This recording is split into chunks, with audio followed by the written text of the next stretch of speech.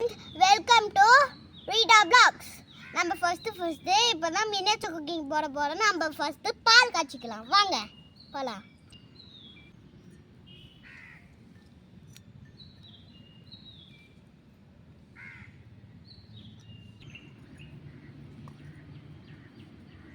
நம்ம ஃபஸ்ட்டு தண்ணி ஊற்றிக்கலாம்.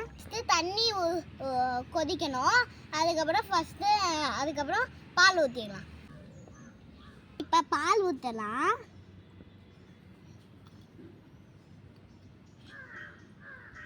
கொஞ்சமாக ஊற்றணும்.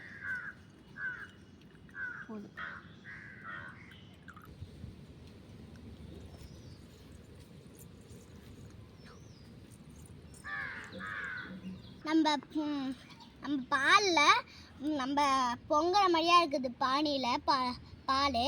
அதனால் நம்ம கப்பில் சர்க்கரையும் காப்பி தூள் போட்டுடலாம். வாங்க